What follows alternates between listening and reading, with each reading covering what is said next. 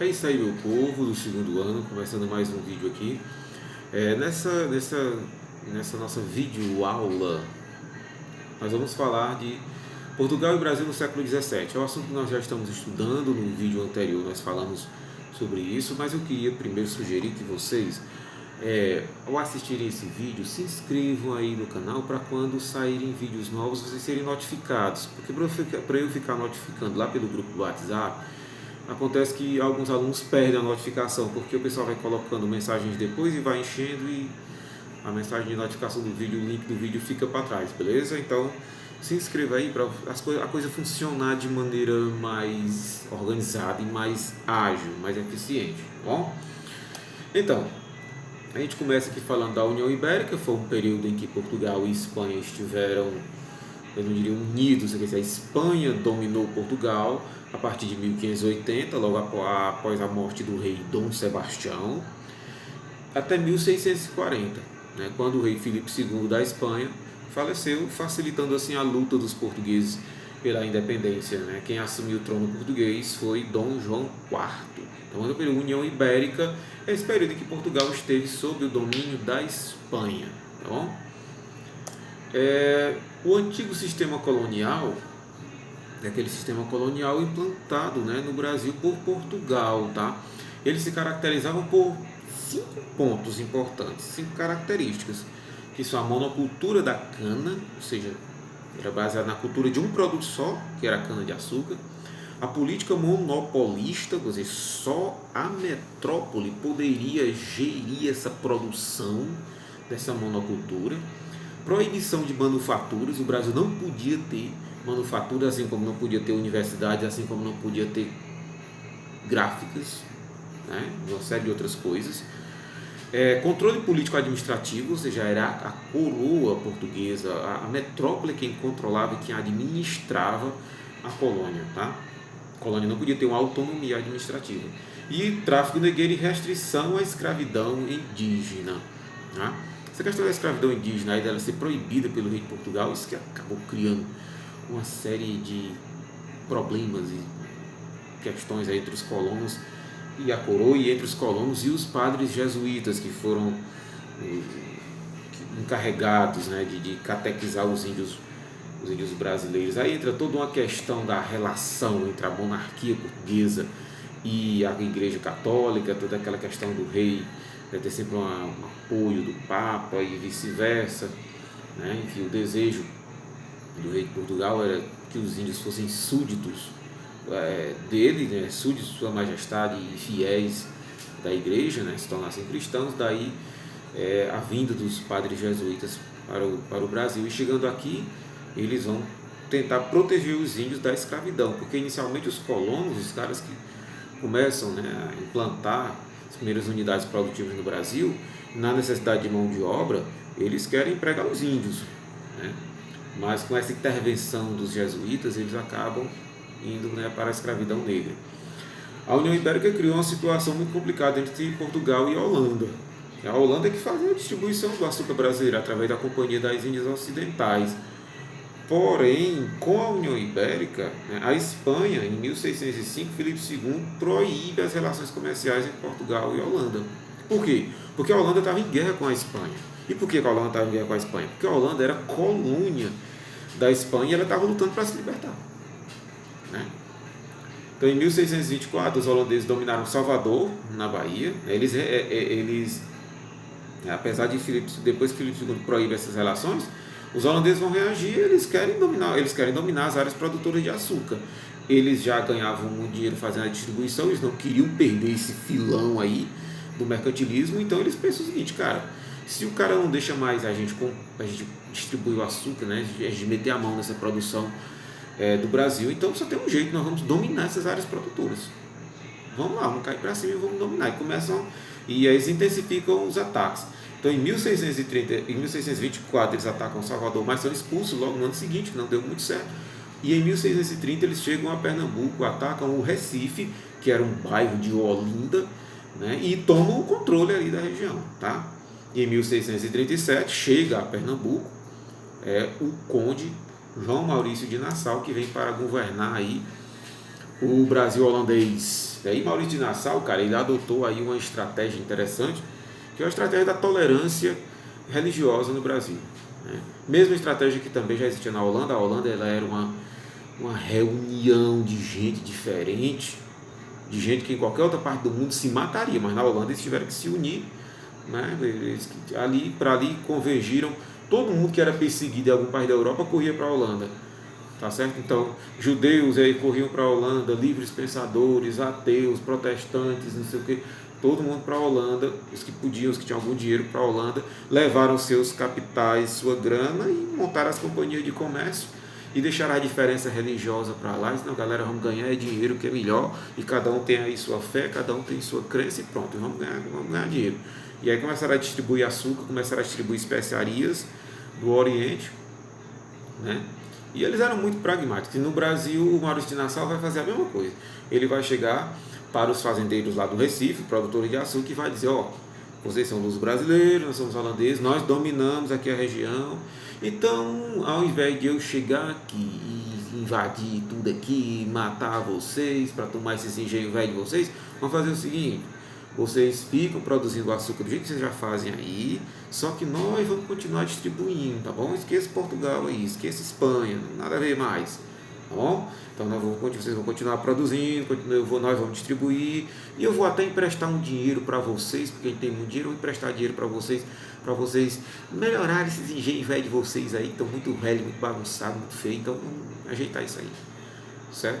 Então ele fez realmente empréstimos e tudo para ampliar a produção do açúcar, que era a grande fonte de renda para eles, tá?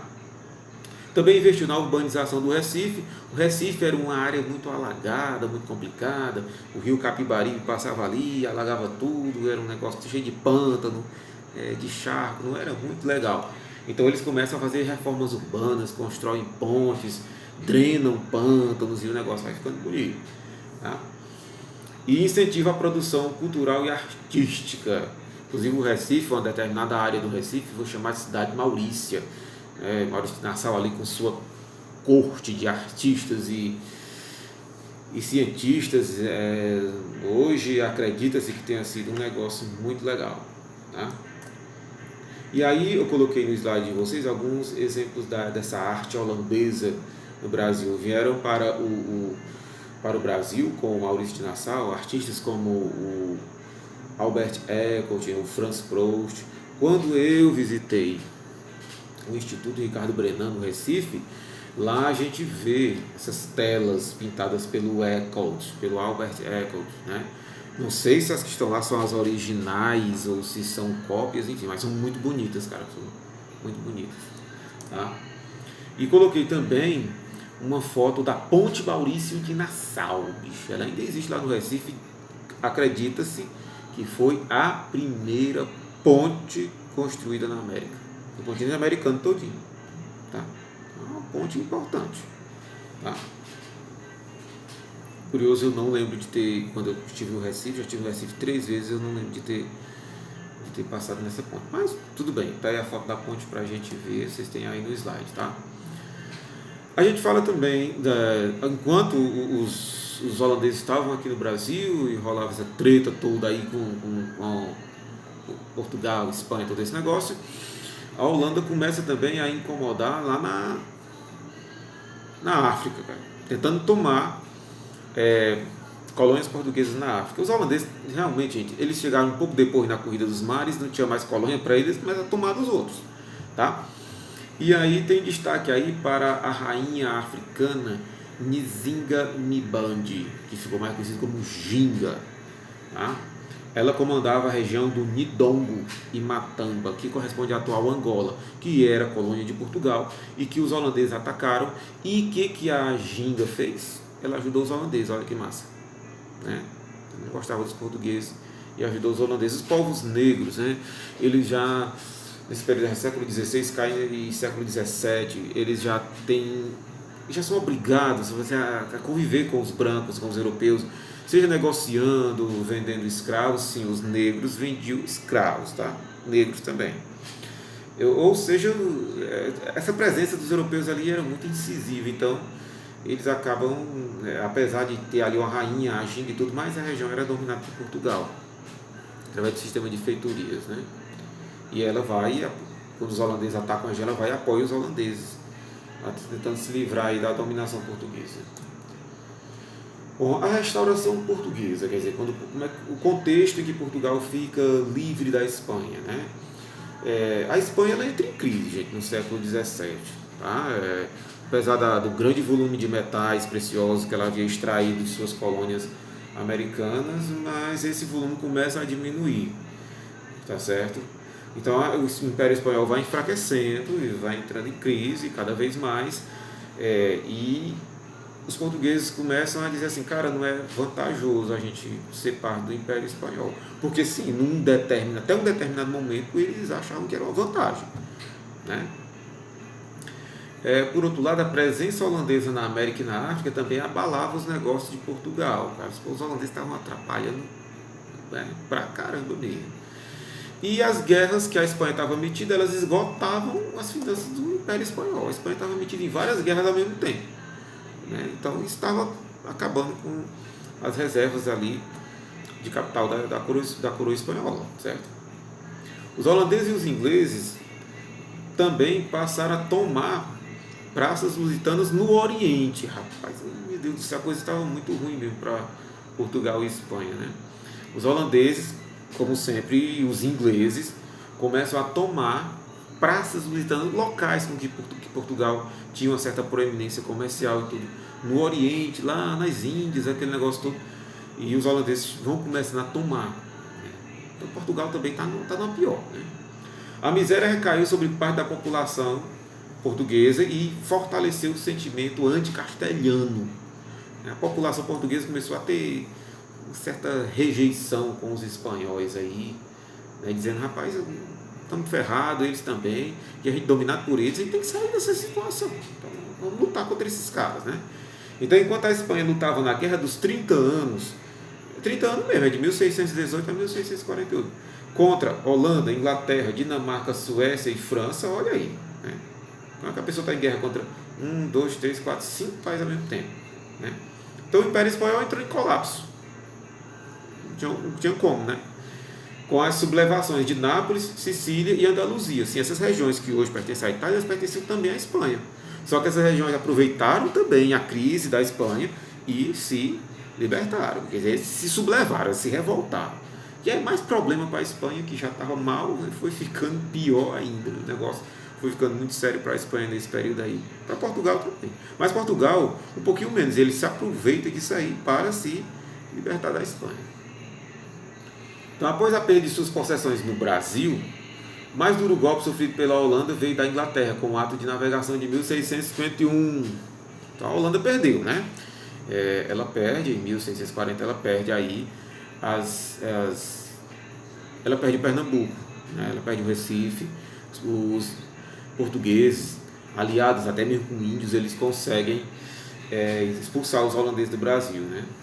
Guerra mesmo pesada, e aí eles conseguem expulsar os holandeses do Brasil. Então a Holanda sofreu um golpe lá em 1640, mas ela sofreu outro golpe duro em 1651 com o ato de navegação que o Oliver Cromwell assinou lá na Inglaterra. Lembram desse ato aí, né? Por ele, só navios ingleses poderiam desembarcar mercadorias nos portos da Inglaterra ou de suas colônias. Então isso aí deu um golpe danado na Holanda, tá?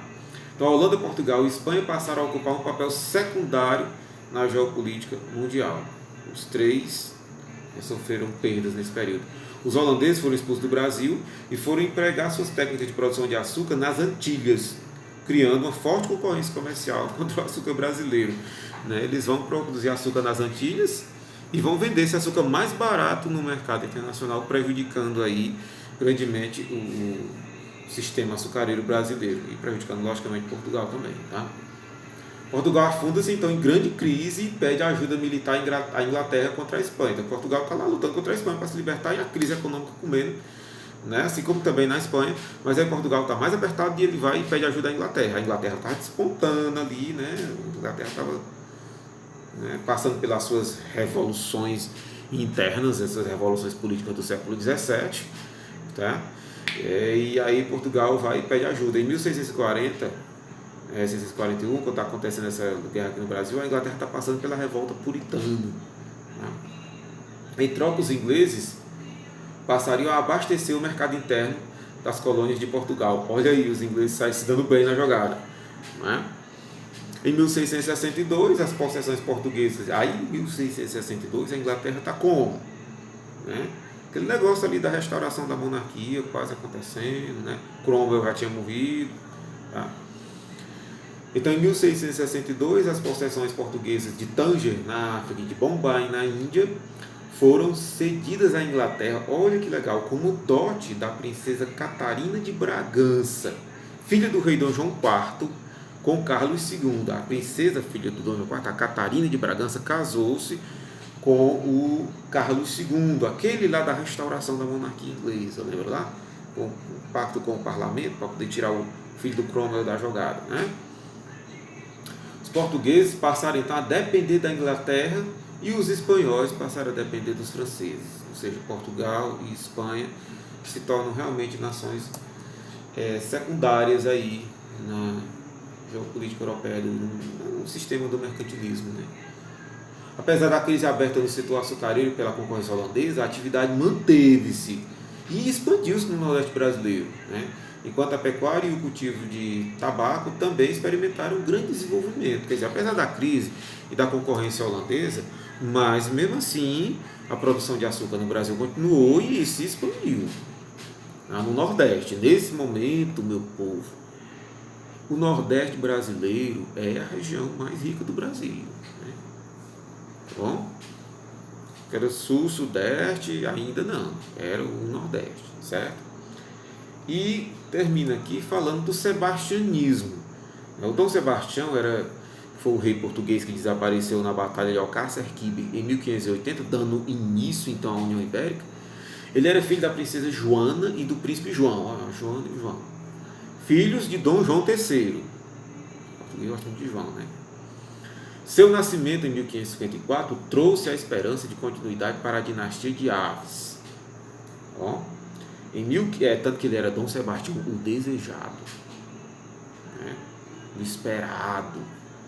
Em 1568 ele assumiu o trono, bem novinho ainda, ele nasceu em 1564, em 1568 ele tinha 14 anos, meu Deus do céu. Assumiu o trono, influenciado pela religiosidade reinante, né? A religiosidade em Portugal era muito grande, moveu guerra contra os muçulmanos. Em 1578 desapareceu na Batalha de Alcácer Quibir, no norte da África. Estava lá combatendo os muçulmanos e tudo mais, e o que aconteceu com ele, o que pode acontecer com qualquer pessoa que participe de uma guerra. Ele desapareceu. Aí os portugueses começaram a dizer que Dom Sebastião não morreu, ele encantou-se, ele estaria vivendo secretamente em algum lugar, até na ilha de Atlântida.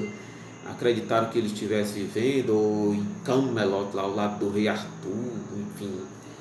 E ele voltaria para libertar os portugueses das crises, da dominação dos outros, dos holandeses e dos espanhóis, de todo mundo.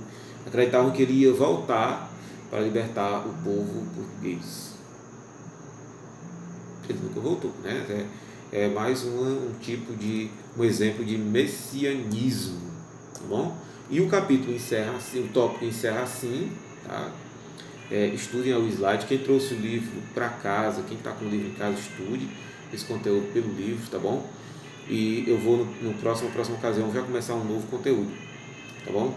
Quero sugerir a vocês, mais uma vez, que vocês se inscrevam aí no canal e ativem as notificações para facilitar, para que vocês possam realmente ficar a par de sempre que eu colocar aqui um conteúdo novo, tá bom? É possível que a gente passe a utilizar o Google Classroom. Eu não sei quando isso vai acontecer, a SEDUC está articulando isso, mas de qualquer forma, o canal aqui eu pretendo continuar, tá bom? Porque o Classroom é só para aula, e aqui não, aqui a gente conversa outras coisas, a gente vai falar aqui ali de música, quem gostar, tá bom? E de uma série de outras coisas. E eu vou fazer, aí, se der certo ainda agora nesse período de quarentena, gente, alguns vídeos sobre a história de Sobral, viu? Se você tem um amigo aí, um colega que vai fazer o vestibular, ou você mesmo vai fazer o vestibular da UVA, eu vou colocar aqui uns vídeos sobre história de Sobral. Eu tenho um material aqui, eu vou só sistematizar, tá certo? Para a gente fazer um vídeo sobre história de Sobral. E aí, história de Sobral você não encontra em qualquer bodega aí no meio do mundo, não, tá bom? Então já vai indicando para os colegas, tá certo? Que tiverem interesse, colegas da escola, colegas de outras escolas, enfim, divulgue aí esse negócio, tá bom? Muito obrigado e até a próxima.